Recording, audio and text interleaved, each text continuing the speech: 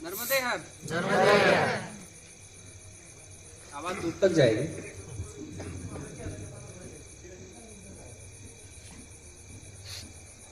मैं मैया के आज अब दिन भी भूल गए कितने दिन से मैया के क्षेत्र में हूं। लग रहा है कि इन क्षेत्रों से ऐसा नहीं लग रहा है कि मैं इन क्षेत्रों में आया हूं, मुझे ऐसा लग रहा है कि मैं सदैव इन क्षेत्रों में रहा हूं। तो दिन भूल चुका हूं, पता नहीं कितने दिन हो चुके हैं, लेकिन जितने भी दिन हुए हैं असल में एक बड़ी महत्वपूर्ण घटना है और वो डहीवासी अच्छी तरीके से समझेंगे कि पूरी दुनिया के सारे धर्म आप खोज लीजिए, 364 धर्म हैं जो संगठित धर्म हैं, जो सो कॉल्ड तथाकथित जो संगठित धर्म है, 364 धर्म आज तक हैं। उन 364 पंथों में केवल सनातन आधार से निकले हुए पंथ हैं जहां पर देव की पूजा में, आप कोई भी देव की पूजा करें, उस देव पूजा में कृषि के उत्पादों का उपयोग होता है। बहुत महत्वपूर्ण बात है कि लोग भोजन तो कब से कर रहे हैं, जब से जिंदा है तब से कुछ ना कुछ तो खा ही रहे हैं, लेकिन ये भारत ही रहा है और भारत से निकले सनातन धर्म के आधार से जितने भी इस भूमि से निकले जो आयाम रहे, उनमें सनातन पंथों में एक बात रही है कि यही वो पंथ है जहां पर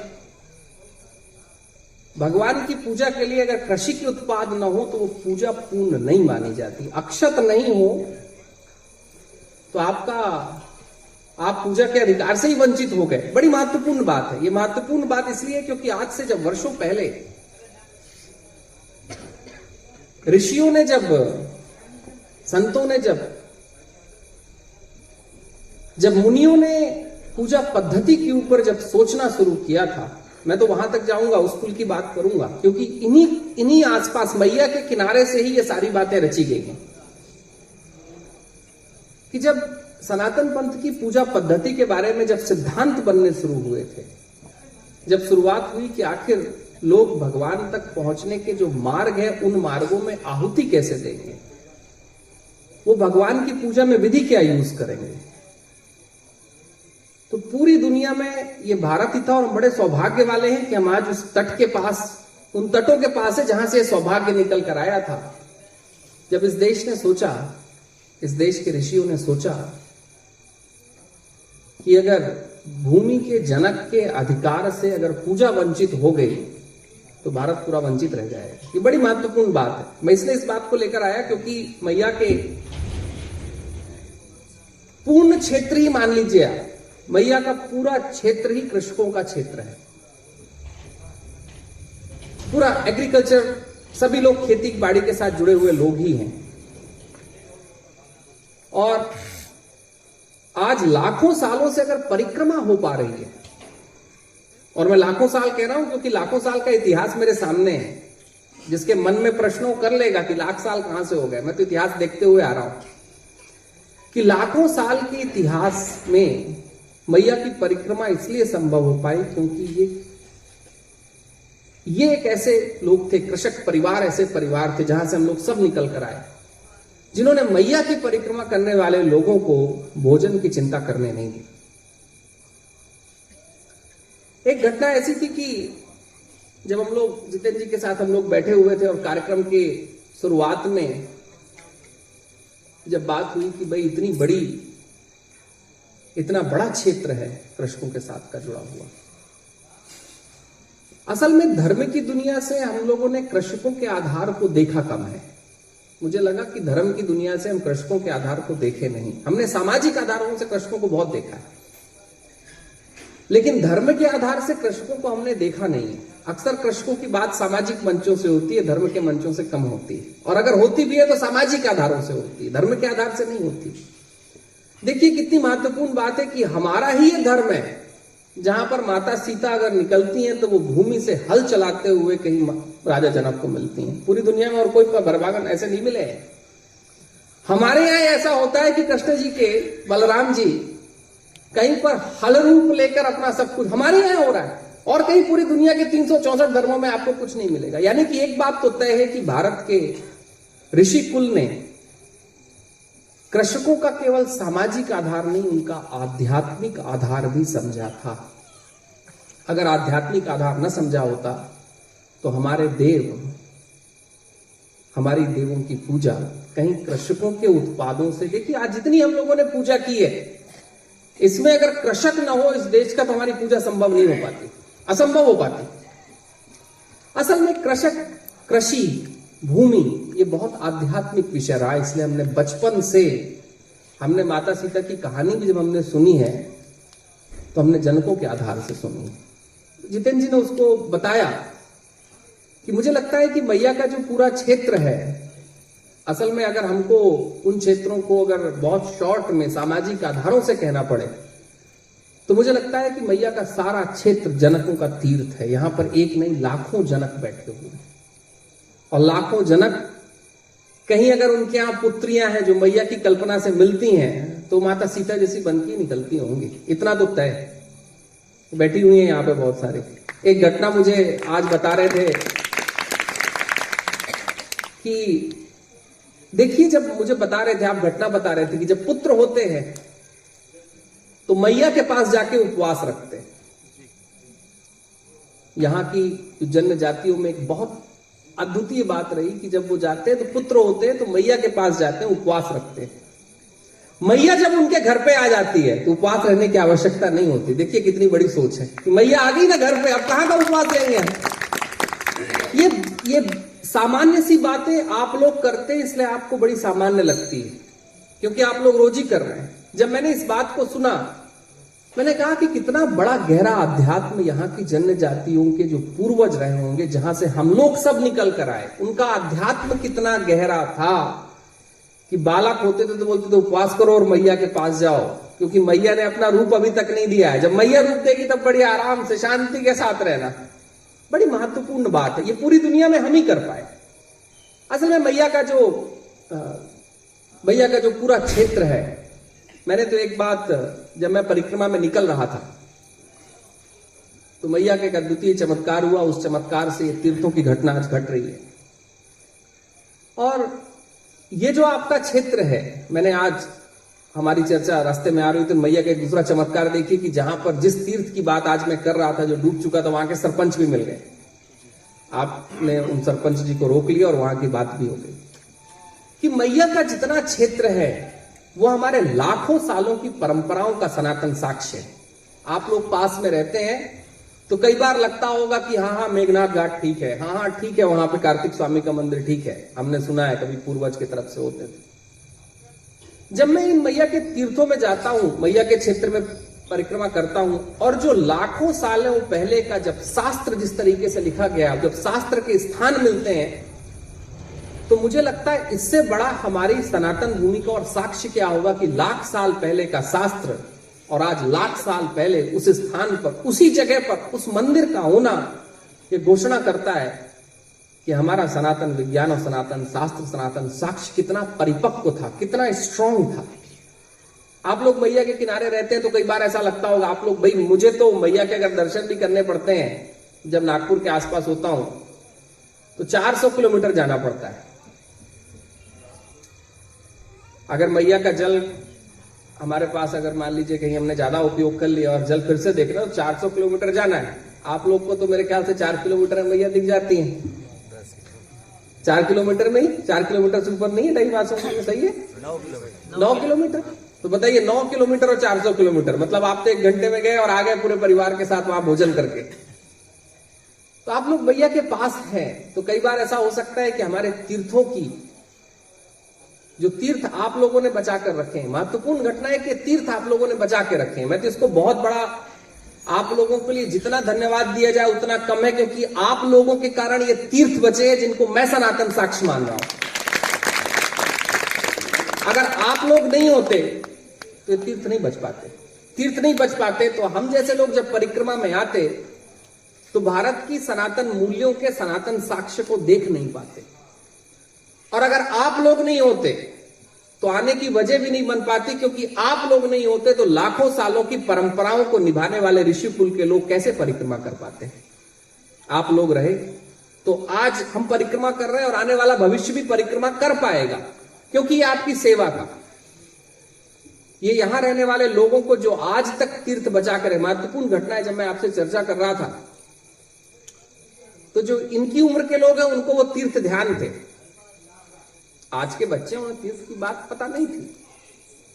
लेकिन ये जो लगातार एक प्रवाह रहा है सूचना का, हमारी जनरेशन टू जनरेशन, एक काल से दूसरे काल तक, वो काल की एक बहुत बड़ी भूमिका रही है, जो विषय आज जितेंद्र जी ने बोला है, कृषकों की। क्योंकि कृषक ही वो लोग हैं जो अपनी भूमि को छोड़कर और कहीं जाते नहीं, और जब भूमि को छोड़कर नहीं जाते तो अपनी संस्कृति को छोड़कर भी नहीं जाते। इस देश की संस्कृति आज तक अगर कहीं बहुत बच पाई है, हम लोग आज भी मैया की पूजा कर पा रहे हैं, नर्मदाष्टक गा पा रहे हैं, आरती कर पा रहे हैं, इसका एक बहुत बड़ा कारण कृषक समुदाय है, ग्रामीण जनता है, छोटे छोटे ये शहर है। क्योंकि जब भारत को 1000 साल तक तोड़ा गया, उससे ज्यादा, तो शहर तो टूट गए, शहरों के तो बड़े बड़े मंदिर विदा कर दिए गए, लोगों ने आके तोड़ने की कोशिश की। हमारे ये तीर्थ बाकी बचे रहे, क्योंकि ये तीर्थ मैया के किनारे और कहीं कृषकों के आसपास थे। एक घटना है, मैं बताता हूं, और मुझे बहुत आनंद आया उस घटना को देखकर। गुजरात में वो घटना हुई थी, हम गुजरात में घुसे ही थे। मैं एक तीर्थ ढूंढ रहा था जहां पर मणि नागेश्वर जी ने पहली बार प्रार्थना की थी। जो मणि थे, सर्प, जिनको कहीं शिव जी ने अपना अलंकरण बनाया था, उन्होंने जब पहली बार प्रार्थना की थी तो एक सुखेश्वर करके तीर्थ है, वहां पर प्रार्थना की थी उसके पास। तो सुखेश्वर तीर्थ तो बहुत प्रचलित हो गया, लेकिन सुखेश्वर के पास शास्त्रों में लिखा हुआ है कि सुखेश्वर के पास, इस संगम के पास ये तीर्थ होगा। तो हम लोग सब, जितने लोग थे, सब खोज रहे थे। घटना देखिए, और अगेन मैं वापस दोबारा कृषक की बात इसलिए करूंगा क्योंकि हम उनके महत्व को मैं समझ पाऊं, हम समझ पाए कि हम एक किसान के खेत में जाते हैं, उसके यहां पूरा केला लगा हुआ है, पूरा केला लगा हुआ है। भगवान का वो तीर्थ जहां पर मणि जी ने तपस्या की थी पहली बार, वो मंदिर वैसा का वैसा ही है, बाकी सब में केला लगा हुआ है। अगर वो चाहता तो बोलता कि आधा एकड़ की जमीन में केला और बो दिया जाए, लेकिन उसने बोला कि आधे एकड़ के केले की बजाय ये 1,00,000 साल का इतिहास बचाऊं या आधा एकड़ केला उपजाऊं, और उसने 1,00,000 साल के इतिहास को बचाया। मैं बहुत कोशिश किया कि उस कृषक से मिलूं, कोई वहां नहीं मिला, कोई भी नहीं मिला हमको, कोई भी नहीं था। हमने भगवान की पूजा की, और घटना देखिए कि ये घटना एक बार नहीं घटी है। मुझे लगता है कि जितने भी अपने महत्वपूर्ण तीर्थ हैं, ये सारे तीर्थों की आज भी जो कहीं सुरक्षा हो रही है, वो सुरक्षा इसलिए हो पा रही है क्योंकि कृषक समुदाय जो कृषि का काम करते हैं, या तो उनके खेतों में है, या उनके अधिकार में है, या उनके आसपास है। 75% तीर्थ मुझे अभी तक जो मिले हैं वो कृषकों की स्वामित्व वाली भूमि पर मिले हैं। 75% अभी तक के तीर्थ, अभी तो बहुत बाकी हैं, अभी तो हजारों और बाकी हैं, लेकिन मूलतः सारे तीर्थ कहीं वहां मिले। और एक दूसरी घटना देखिए, मैंने जितेंद्र जी को घटना कही थी, और वो घटना यहां के लिए बड़ी महत्वपूर्ण है क्योंकि उनके बीच से हम होते हुए जा रहे हैं। हम एक जगह पर पहुंचते हैं और जनजाति के कुछ लोग होते हैं। एक बहुत प्राचीन मंदिर मैया के क्षेत्र में ऋणमुक्तेश्वर का आता है। महाकाल में तो, उज्जैन की नगरी में तो बहुत नया है। ऋणमुक्तेश्वर जो गुजरात का है, पहला ऋणमुक्तेश्वर मंदिर था जिसकी स्थापना स्वयं परमात्मा ने की थी। हम वहां पर पहुंचते हैं और मैं ढूंढते ढूंढते हम लोग पहुंच जाते हैं। भगवान वहां खींच लेता है। अगर हम लोग वहां ग्रामीण लोगों से पूछते तो हमको बताते नहीं, क्योंकि वहां जनसंख्या कुछ और हो चुकी है। वो बताते ही नहीं है कि यहां मंदिर है कोई, वो चाहते ही नहीं कि कोई यहां पे आए। वो 12-15 परिवार जनजातियों के थे। हम पहुंचते हैं और जिस मंदिर को स्कंद पुराण ने चीख चीख कर बोला है कि महत्वपूर्ण मंदिर है, वो मंदिर 70 के समय में जो पानी आया था मैया का, उसके कारण थोड़ा बिगड़ गया था। लेकिन उस मंदिर को जनजाति के 12 परिवारों ने मिलकर दोबारा बचाया। जैसी उनकी अपनी स्थिति थी उसके हिसाब से मंदिर आज भी बचा के रखा। अगर वो जनजातियों का वो 11-12 लोगों का परिवार नहीं होता, जो कहीं कृषि से, जो कहीं केवट समुदाय से था, तो ऋणमुक्तेश्वर का मंदिर और ऋणमुक्तेश्वर की कथा कब की पुरानी हो चुकी होती। आने वाले बच्चे कहते कि भाई कहाँ है आपके मंदिर। एक घटना है कि जब भी मैं अक्सर लोगों को कहता हूं कि इस राष्ट्र की धमनियों में रक्त तो बहुतों के गए, लेकिन महत्वपूर्ण रक्त जो रहा है वो जनकों का रहा है, वो कृषकों का रहा है। कृषकों का 2-3 वजहों के साथ रहा है। एक वजह तो बड़ी महत्वपूर्ण रही है कृषकों की, कि कृषक रहे हैं ग्रामीण समुदाय के साथ जीते हुए, जिनके कारण हमारी संस्कृति बची, पूजा पद्धति बची। आपको जानकर आश्चर्य होगा कि जब शंकराचार्य जी, आदि शंकराचार्य जी जब पुनर्स्थापना भारत के धर्म की कर रहे थे, तो भारत के धर्म की पुनर्स्थापना में उनका सबसे बड़ा सहयोग कहीं कृषि के लोगों ने, कहीं ग्रामीण जनता ने, कहीं जन्य जातियों ने दिया था। उनकी पुनर्स्थापना जो आज आप लोग जितने भी, जिस भी प्रभु की आप लोग अगर आज पूजा कर रहे हैं, जो भी आरतियां आप लोग गा रहे हैं, जो भी पूजा पद्धति आप लोग इस्तेमाल में ला रहे हैं, वो सब कुछ की देन आदि शंकराचार्य जी की। अगर आदि शंकराचार्य जी को उन कृषकों का, उन जनजातियों का, उन ग्रामीण जनता का, संस्कृति का स्थान नहीं मिला होता, तो मुझे लगता है हमारे पास से बहुत कुछ विदा हो जाता। ये उनका महत्वपूर्ण स्थान रहा है, जिनके कारण आज भी हम पूजा कर पा रहे हैं। आदि शंकराचार्य ने तो वापस लाया, लेकिन उनके वापस लाने में सबसे बड़ा योगदान कहीं मैया के किनारे रहने वाले, क्योंकि मैया के किनारे से ही चले थे वो आगे, और मैया के किनारे आगे चलते चलते बहुत आगे चले गए, और इतने आगे चले गए कि आज हमारा धर्म उतना आगे पहुंच पाया। अगर मैया का आशीर्वाद और इस क्षेत्र के लोगों का अभिनंदन नहीं होता, तो मुझे लगता है कि हमारी बहुत सारी परंपराएं कहीं बहुत पीछे चली जाती। ये उनकी राष्ट्र की धमनियों का पहला स्थान। दूसरी महत्वपूर्ण घटना है, जो कि समाज की घटना है, लेकिन आवश्यक है लोगों को जानना, क्योंकि आज तो मैं दाल मिल भी देख के आ रहा हूं। एक बहुत अच्छा उपक्रम, जिसको आप लोग अंग्रेजी में कॉटेज इंडस्ट्री कह देते हैं। ये देखिए कि किसी भी राष्ट्र में, आज अमेरिका में भी अगर 5 साल के लिए कृषक अपना काम करना छोड़ दे, तो वहां की अर्थव्यवस्था नीचे आ जाए। 5 साल के लिए, बस 5 साल की बात है, अमेरिका जैसा देश नीचे आ जा सकता है। तो हम लोग अगर आज यहां पर बैठकर मैया की स्तुति कर पा रहे हैं, और देश में गाड़ियां चल पा रही हैं, कहीं कोई कपड़े पहन पा रहा है, कहीं कोई टीका चंदन लगा पा रहा है, रुद्राक्ष भी अगर हम पहन पा रहे हैं, तो उसकी एक बहुत बड़ी वजह, धर्म के अलंकरण भी हमारे पास इसीलिए है क्योंकि कृषक और कृषि और भूमि से जुड़ा हुआ व्यक्ति है। अगर वो नहीं होता तो सब अलंकरण गायब हो गए होते, सब गायब हो जाते। और तीसरी बड़ी महत्वपूर्ण बात है जो धर्म के जगत की है, इस देश का शायद ही कोई ऐसा ऋषि मुनि संत, देव को मानने वाला कोई ऐसा व्यक्ति रहा हो, और मैया के क्षेत्रों में तो खासकर, कि अगर मार्कंडे मुनि भी यहां पर आए तो उनको स्थान कहीं कृषकों ने दिया।